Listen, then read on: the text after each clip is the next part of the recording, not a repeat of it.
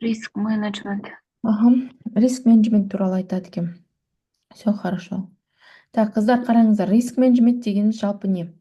Бұл риск менеджмент дегеніміз бізде бір әңгіме емес, просто так ше. Риск менеджмент деген мына зона сопротивляться етіп жатыр ше. Мынаны қараңыздар, егер де сіздер мына пустой жерлерге мен айтайын риск менеджмент туралы. 80 деген уровеніміз бар ғой, өзіміз тартқан жаңағы осы уровень мына астыдан келе жатқан кезде сопротивление болып жатыр, осы жерде тұрып қалып жатыр да. Енді оны денесімен жарып өтсе, ол екінші мына уровеньге дейін смело келе алады, 85-ке дейін. 80-ді жарып өтті, 81 болды, 82 болды. Уровень дегенді әлі түсінбеген болсаңыздар, бұл керемет нәрсе да негізі ше, міне. Осыны түсініп алыңыздар, қайта айтамын. Сіздер уровеньді, СНР-ді, Фибоначчиді, осы хотя бы осыларды түсініп, мына паттерндарды жаттап алыңыздар, болды. Сіздерге бір $100 табуларыңызға жетеді. Ары қарай $1000, $2000 табамын десеңіздер, уже оны мықтылар бар ғой енді рынокта да, мысалы да, солардан үйреніп аласыздар. Может, мен дальше өзім білімімді жетілдіріп жатсам, сіздерге осы білімдермен бөлісемін. Так, дальше ары қарай кеттік. Бізде бір минут сделка. Риск менеджмент деген нәрсе бар. Риск менеджмент деген нәрсе, ол қараңыздар. Мысалы, сіздің депозитіңізде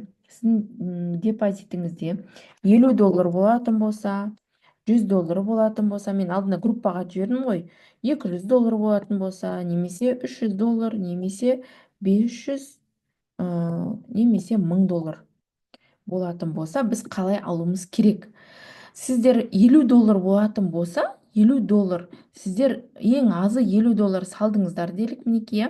Осы $50-ға сделка ашқан кезде, чтобы $50-ыңыздар жұтып қалмас үшін, бірден жұтып алады негізі. Алдында көрді ғой қыздар қалай ұшыр жүргендерін. Сіздер максимум $50 саласыздар да, 0,1 дегенмен кем дегенде 3-ақ қана сделка ашасыздар, болды, 3 қана. Өйткені баға ол былайынан өседі, құлайды, өседі, құлайды, өседі, құлайды, өседі, құлайды.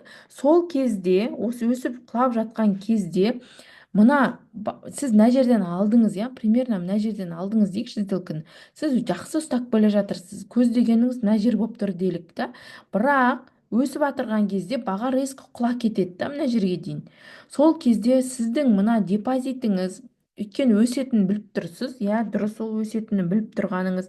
Енді баға өскеннен өсіп құлаған кезде, сіз мына бағаңыз төмен қарай, мысалы сіз 0,05-пен алып алатын болсаңыз, немесе Жұлдызхан сияқты 0,3-пен алып алатын болсаңыз, сізде баға получается мына жерге келген кезде $50 минус осы 0,3-тен екеу-үшеу алып алатын болсаңыз, сізде получается $50-ыңызды мына жерге келгенде жетпей қалады. Мынандай түсіп барып көтерілген кезде жетпей қалады да. Мына жерге келген кезде бағаңыз өшіп 0,00 боласыз да, сізді рыноктан шығарып жібереді, құлатып жібереді. Рыноктан конкретно құлатып жібереді. Сол себептен мына тайм риск менеджмент деген нәрсе осы, рисковать етпейміз қыздар. Риск менеджментте осы нәрсені ұстаймыз. Егер $100 болатын болса, мынандай 0,3-тен 0,03-тен максимум мына үшеуді аласыздар. Үшеу ғана аласыздар, 3 сделка ашасыздар. Лот дегеніміз ол біздегі сделка. Яғни қанша алдың деген сияқты сделка болып табылады ол бізде. Сондықтан осы нәрселерді, риск менеджмент деген дүниелерді сақтауымыз керек біз.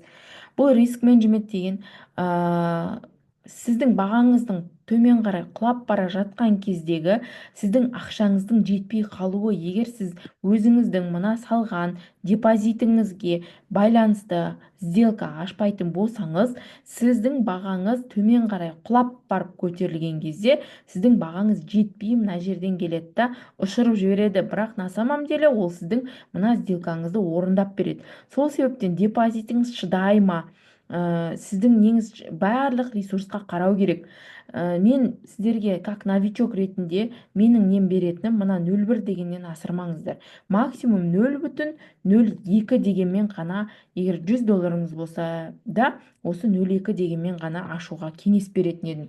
Потому что біз новый трейдерлар, біздің мақсатымыз ақша табу емес, біздің мақсатымыз өзіміздің депозитімізді бір күн бойы отырсыз ба, сделка ашып жауып отырсыз ба, біздің мақсатымыз, біздің $50 салдық па, $50 депозитімізді сақтап қалу, жоғалту мақсат емес, сақтап қалу мақсатта біздікіші. Сондықтан біздің жалпы риск менеджментте новый жаңа трейдерлардың мақсаты $50 сақтап қалу. Егер $50 үстіне $10 плюс $10, $20 көбейттіңіз ба, значит, сіз жақсы жұмыс жасадыңыз деген сөз. Все, болды, $20 қостыңыз ба $50-ыңызға, маркет сіз үшін жабық болу керек та. Плюспен жабыңыз. Плюспен жауып үйрену керек. Бүгінгі түнді плюспен жауып үйрену керек. Ертесінде нормальный настроениемен тұрасыздар. И адамның көңіл күйі өте қатты әсер етеді. Мен запись жазып жатырмын ба? Жазып жатыр екенмін. Өте қатты әсер ететіндіктен біздің сделка ашуымызға жаңа атмосферный жер, үйдегі жағдай, финансовый жағдайымыз барлығы өте қатты әсер етеді. И сол себептен біз негізі күнделікті плюс $10 жасадың ба, плюс $5 жасадың ба, все, души демалып келіңіз. Бізде $10 жасаған кезде любой брокерский компанияда мына $10-ыңызды шығарып алуға болады. Ең минимальный бізде шығарып алатын сумма ол $10. Бүгін $10 жасадыңыз да, шығарып алыңыз. 6.000 теңге ма, 5.500 теңге. 5.500 теңгесі шығарып алыңыз да, өзіңізге, балаларыңызға тәтті алып беріңіз, мороженое алыңыз, рахаттандырыңыз. Яғни сіздің телаңыз, сіздің миыңыз осы $10-ға наслаждаться ету керек. $100 таптың ба, пожалуйста, өзіңе кофточка ал, футболка ал, білмеймін не алатының, $100-ға нормальный бір көйлек те келеді. Осы нәрсені алып, телаңыз сіздің, как бы мозг біріншіден қуанады, екіншіден телаңыз қуанады, немесе жаңа бір дүние алған кезде сіздің бізде қандай нәрселер бар? Тело, разум, душа деген бар, ол тело, мінекей треугольникпен сызып көрсетейін мен сіздерге. Мінекей тело, разум, душа деген бар. Разум, душа.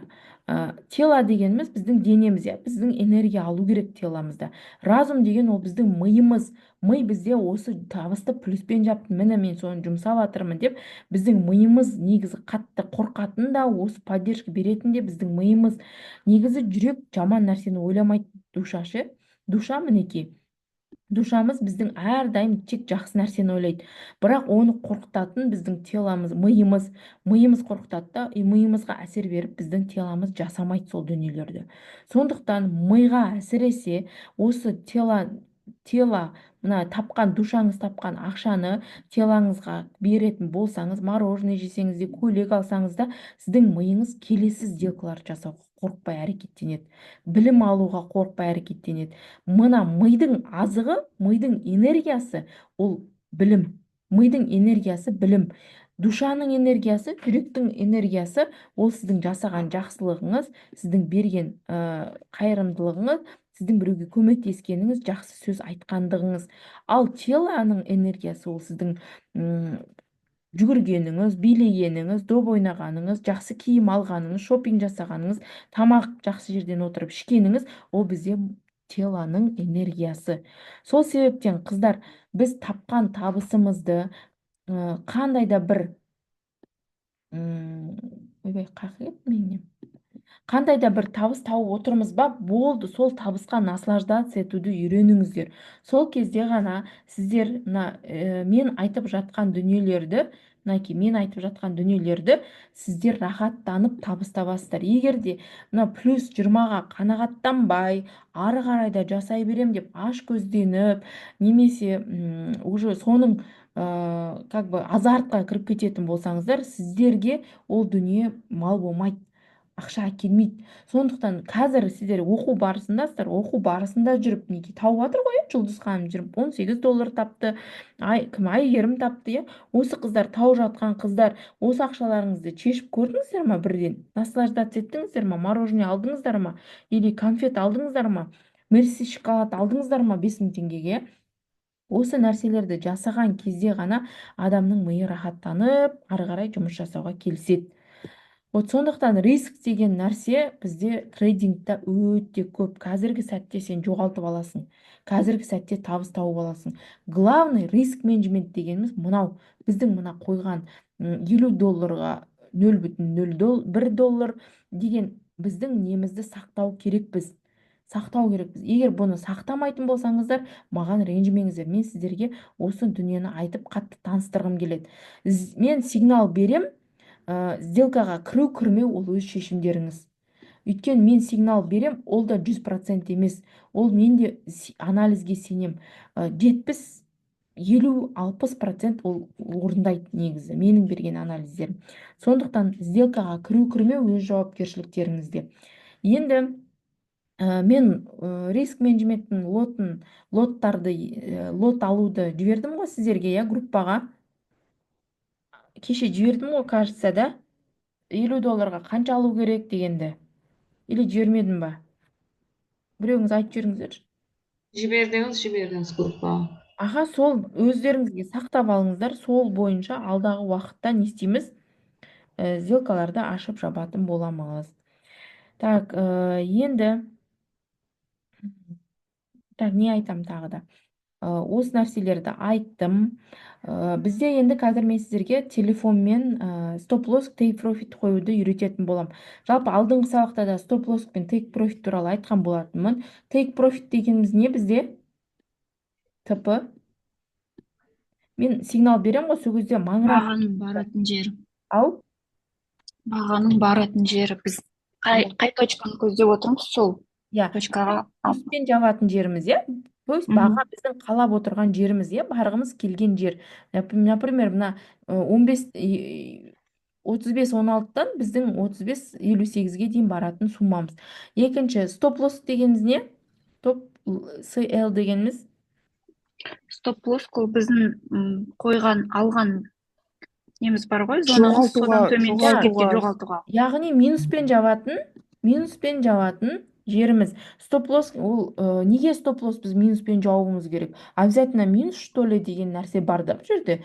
Жоқ, қыздар, қараңыздар, мынандай жағдайда мен тағы да осы жерде бір түсіндіріп өтіп кетейін сіздерге. Мен всегда айттым. Мінекей, баға бізде өседі, құлайды, өседі, құлайды, өседі, құлайды.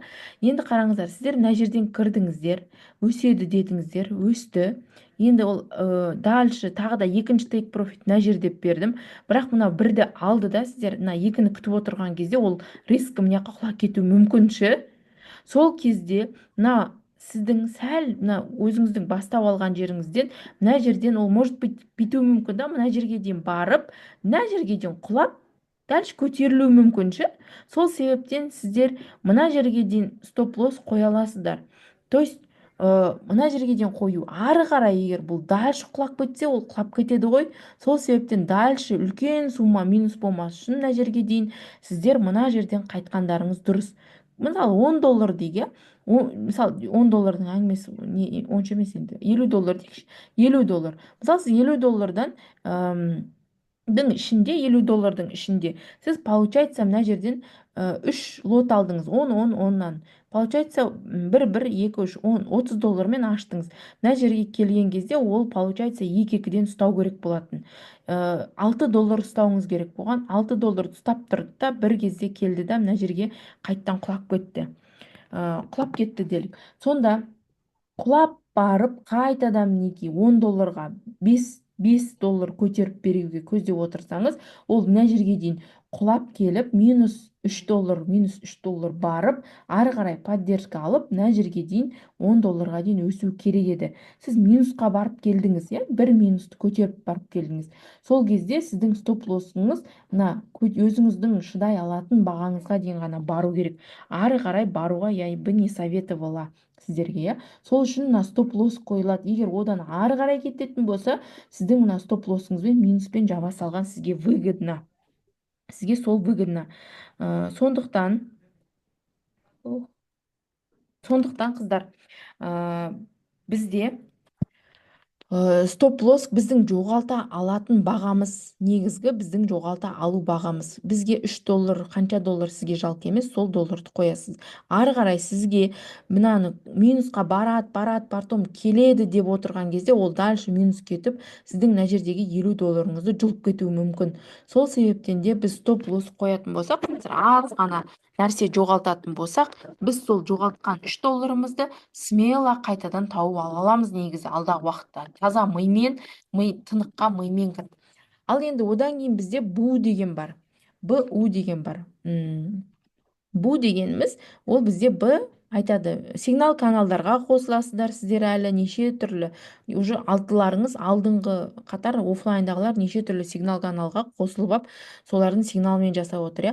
БУ дегеніміз, бұл без убытки деген сөз. Без убытки. Мысалы, сіз тағы да айтайын, мына жерден сделка ашып кірдіңіз, мынаны көздеп отырсыз, бірақ ол барған жоқ, мына жерге дейін бүйтіп көтеріліп берді да, қайтадан бүйтіп құлады деген кезде, мына құлаған кезде стоп лоссыңыз тура сіз ашқан бағадан сәл цент қана төмен немесе жоғары, цент плюспен немесе цент минуспен, немесе өзіңіздің ашқан бағаңыз, мынау қай баға, 35.61-ден ашып тұрсыз ба, осы 35.61-ден ашқан бағаңызға келеді да, не минуспен емес, не плюспен емес, өз ашқан бағаңызбен жабылып қалады. Желательно сіздерге қазіргі уақытта БУ қосқан дұрыс. Енді оны қалай қосамыз? Так, мен де сіздерге көрсетейін. Так, сіздерге көрсететін болсам, қазір 1 минут демонстрация экрана қосайын. Так, демонстрация экрана қостым. Енді қараңыздар, безубыточный қою дегенім, мен демосчетпен көрсетейін. Мысалы, қараңыздар, сделкаға кірдік. Сіздер көріп жатырсыздар қазір не болып жатқанын, иә. Мінекей, мен аламын да осы жерден бай деп ашамын. Мінекей, бай деп аштым. Енді қараңыздар, мен осы жерге кіремін да, мына карандашқа барып, стоп лосс дегенді тура өзім ашқан бағаға қоям да, ал take profit деген менің алғым келген баға ғой. 95-тен мен 95 99 деп алайыншы, мінекей 99 деп аламын. Міне қараңыздар, қазіргі уақытта менде минуста тұр да, сол себептен мен 494-те 6 деп көрейін қазір. Тоже соны бермей отыр, көрдіңіздер ма? Қазір 1 минут. Так, минусқа кетіп қалған, уже сол себептен бермей тұр екен. Мінекей, селға кетті. Осы жерде мына сағаттың үстін басамыз. Сағаттың үстін басып, сел дегенді аламыз. Не, сел стоп деп тұр. Осы стопты селға мен бай деп алдым ғой. Байым менің көтеріліп берген жоқ. Мына жерге дейін кетті. Take profit аламын да, мен үстіне қарай қоямын, 99 деген баға. Енді бай. Так, обе take profit'ті жылжытып болмен. Не, take profit 399, стоп лосс мінекей осы баға. Қазір 1 минут. Сағатты қоямын. Бай лимит емес, сел стоп. Сел стоп мына жер, мінекей. Селдің стопы мына жер 80. Мен 94-те ашқам, мен $10 жоғалта алам, или $6. Осыны қоямыз стоп лоссқа. Мына стрелка тұр ғой астында, осы стрелканы жылжытам да, установить дегенді басам. Міне менің стоп лоссым мынаған жеткен кезде мен минуспен жабам. Ал егер де take profit қоятын болсам, сағаттың үстін басамын, take profit деймін да, мына жерге қоям. Так, сағаттың үстін басам, take profit деймін да, мына жерге қоям. Байдың үстіне қоям, 99 деген баға. Стрелканы басам, установить дейм. Получается, менде take profit'ім 3399 деген баға, стоп лоссым менің, міне атқа қарай қайтып жатыр да, көрдіңіздер ма? Стоп лоссым мендегі мына баға еді.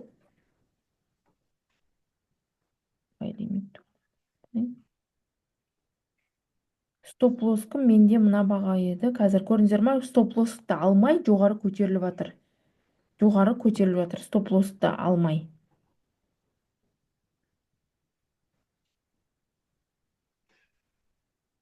Установить деймін. Стоп лосс қойылды. Тек профит қойылды. Міне стоп лоскымды тура бүйтіп қарасаңыздар, міне стоп лосстың жанына барды да артқа қарай қайтып жатыр. Осылай артқа қарай қайтып барып мына жаққа наоборот плюс болуы мүмкін ол. Міне осылай сіздер қоясыздар. Бұны изменить етіп қарасаңыздар, мінекей сіздерде sell stop, sell limit placed деп тұр, яғни установлен деп тұр. Осылай қоясыздар. Мен қазір мына бағана бу дегенді қазір менде қойылмайды, себебі мен минуста тұрмын ғой. Кіре салған кезде осы сделканы қоясыздар. Ал егерде сделканы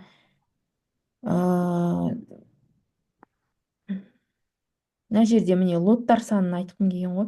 Лоттар санын қыздар қараңыздар. Мына жерде 50 доллар болатын болса, максимум 0,1 емес сіздерде, я? 0,1 емес, бұл бізде 100 доллар.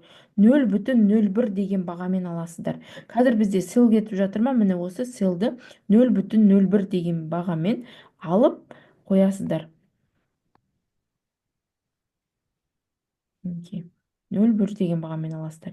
Потому что сіздерді ұшырып жібермейді. Ұшырып жібергендер талай болған. Мысалы, мен қазір бір счетымды көрсетейін. Мен оны көрсете алмайды екенмін, ол айдында. Айдынның жаңа, мысалы, мен жолдасымды 30 доллармен болды да, ол риск менеджмент сақтаған жоқ. Сол 10 доллардан 30 доллар жасады да, 0,03 дегенмен үшеу алып алған ғой. Ойлаңыздар, 60 доллар қалып алған. Мен қазір стоп лоскымды алатын.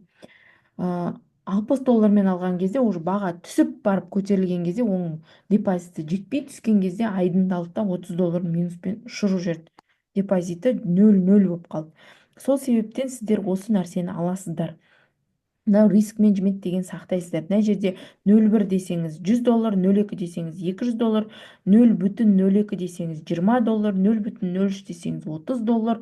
Осы нәрселерді алып үйрену керек сіздерге.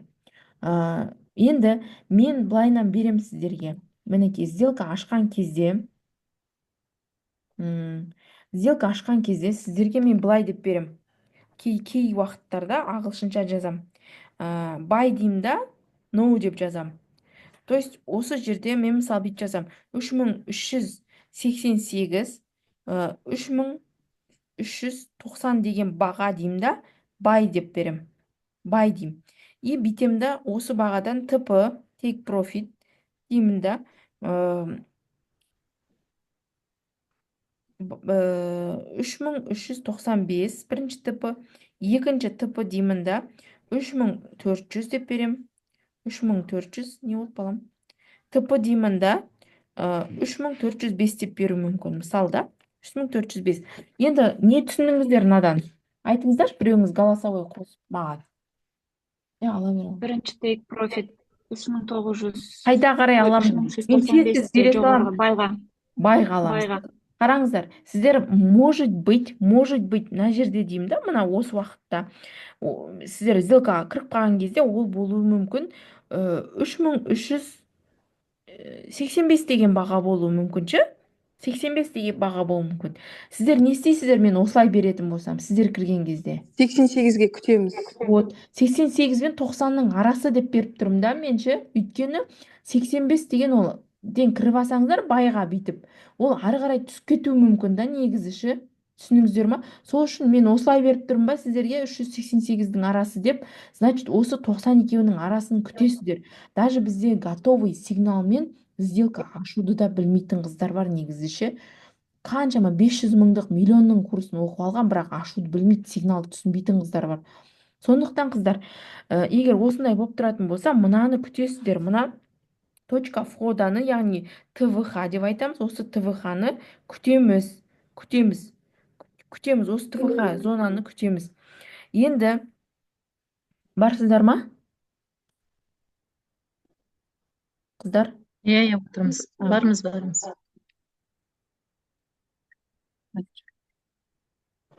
Так. Енді take profit бір дегенім, бізде егер осы доллардан buy деп аламыз, buy деген кезде 95 біріншіні ол всегда запомните, бірінші ТВХ кімнің сигнал каналы болсын, менікі болсын, басқанікі болсын, ол гарантированно нетеді, орындайды бірінші ТВХ-ны. Екінші ТВХ-ны 50% орындайды. Егер екіні 50%, 100% орындап кететін болса, үшіншіні 30% орындайды. Негізі ол 100% орындауы бізде өте редким случай, қыздар, иә? Запомните, хотя бы осы нәрселерді мен сіздерге четко үйретуім керек. 99% деп айтайыншы. Процент орындайды. Міне. Сондықтан, ал егерде мен сіздерге бүйтіп бере салуым мүмкін кейдеші. Sell деймін да, no деймін. No деймін да. И мына жерге бүйтіп бере саламын. Sell no деймін да.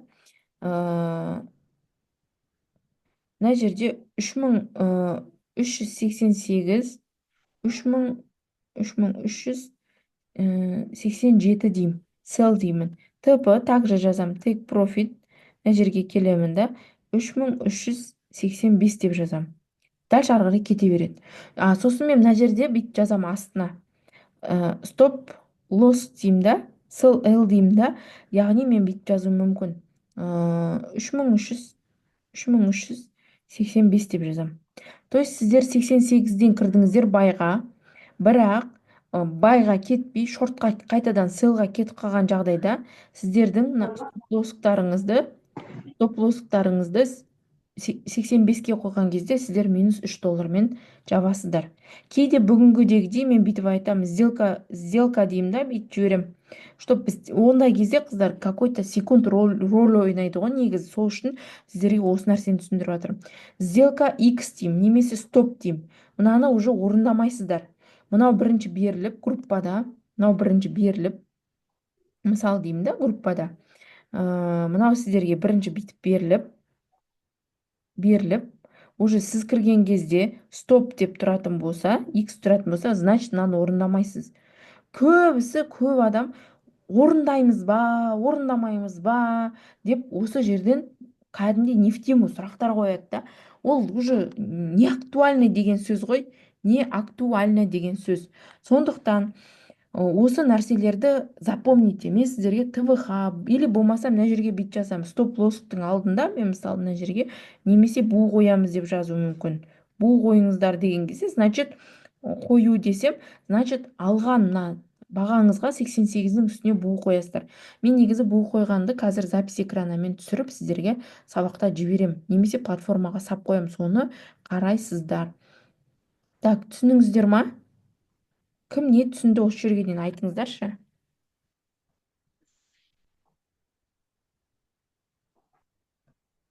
Қыздар. Қыздар еки. Кім не түсінді?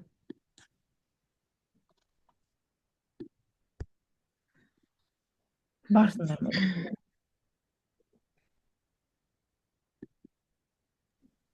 Орынгүл ханым, барсыз ба? Отырмын ғой, мен ана бір сұрайын деп, мен қазір демошоппен отырған кейін соны не қылып отырмын да. Енді біз байды басып, селді басып ашамыз ғой.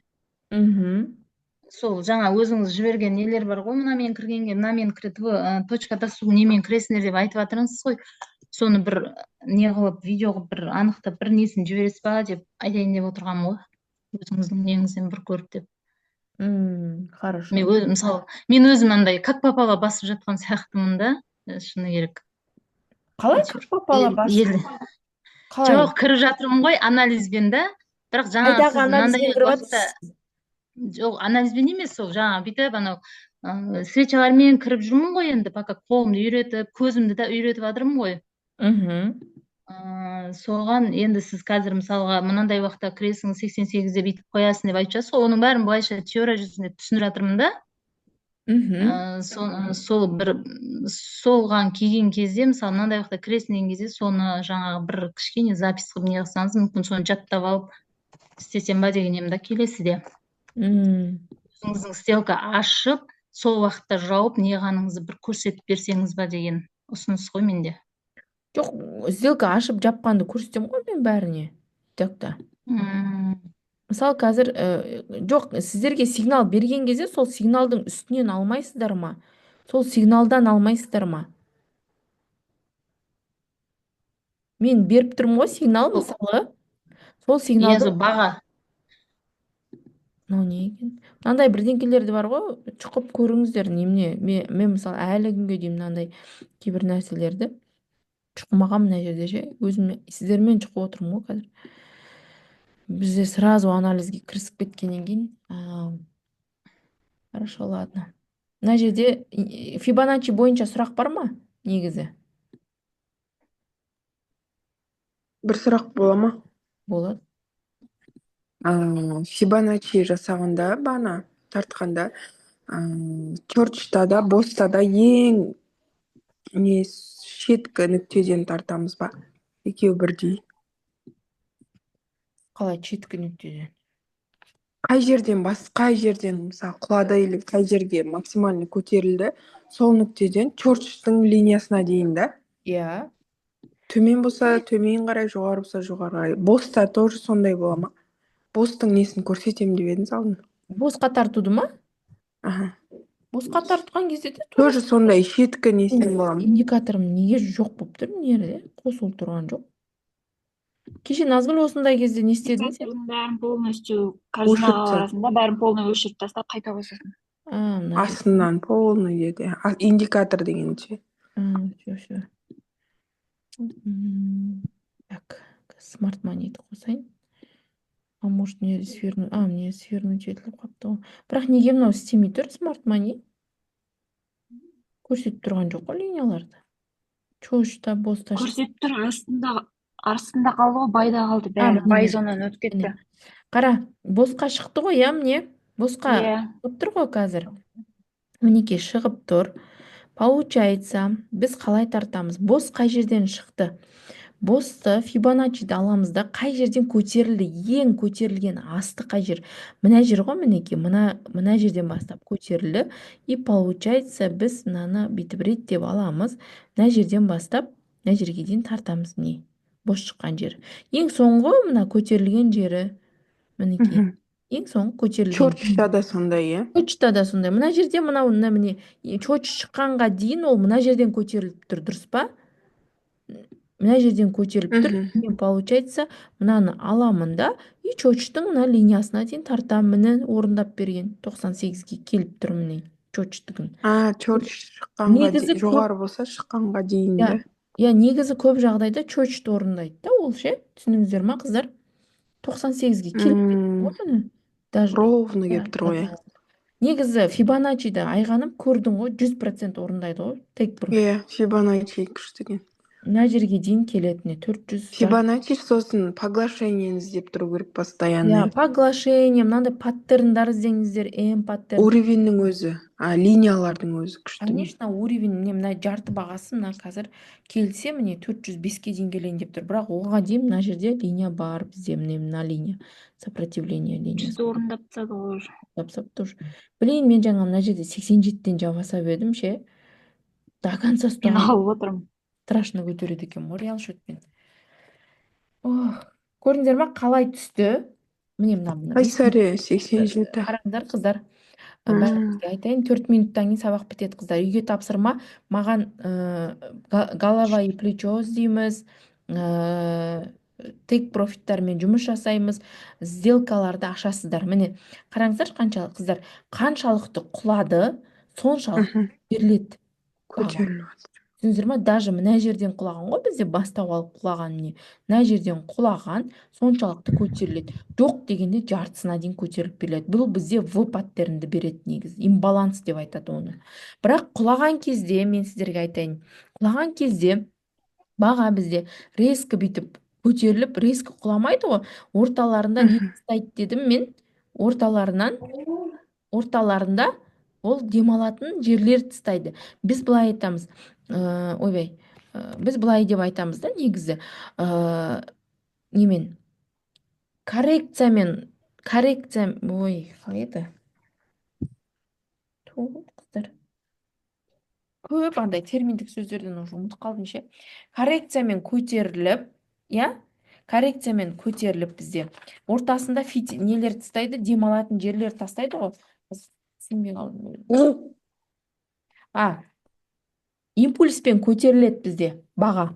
То есть мына жердегі қызыл свечалар болып тұрады ғой, міне құлаған кезде де. Қазір қараңыздар, 1 минуттықта құлаған кезде де ол не тастап құлаған бізден. Міне құлаған кезде де ол получается идеальный құламаған ғой. Идеальный құламаған. Ол бізде міне бүйтіп қарайтын болсақ, құлаған кезде де мынадан былай құлаған. Мына жерде бізде не тастаған? Міне демалған, мына жерде бір рет, мына жерде демалған. Я мына жерде бір фитиль жасыл свечалар бар.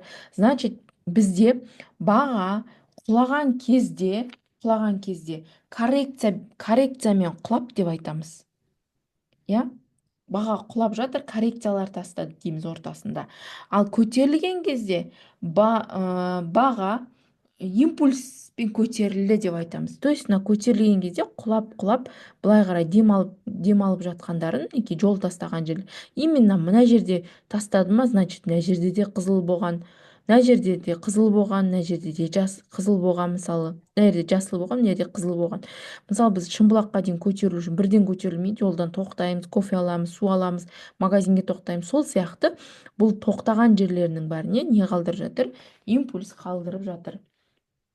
Яғни баға көтерілген жағдайда арасында 1-2 қызыл свеча болуы, бұл біздің импульс беріп, импульспен көтеріліп жатыр дейміз. Ал түскен кезде коррекциямен құлап жатыр деп айтамыз. Түсініңіздер ғой, ереже сондай. Сондықтан қыздар, сделка ашамыз. Азақ уақыт қапты, тапсырма үйге. Мына жерге жазайын, аппақ жерге. Үйге тапсырма.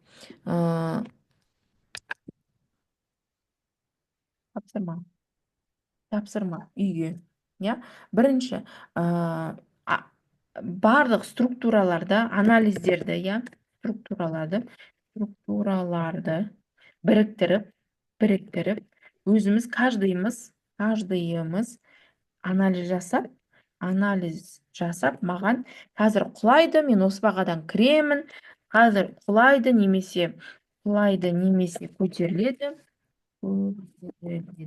осы бағадан кіремін деп анализ жасайсыздар. Бағадан кірем, take profit 1 мынау болады, TP1 мынау, TP2 мынау деген сияқты не жасайсыздар?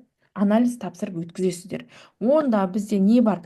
Яғни линиялы уровеньдер бар. Уровеньмен дәлелдейміз, поглашение іздейміз.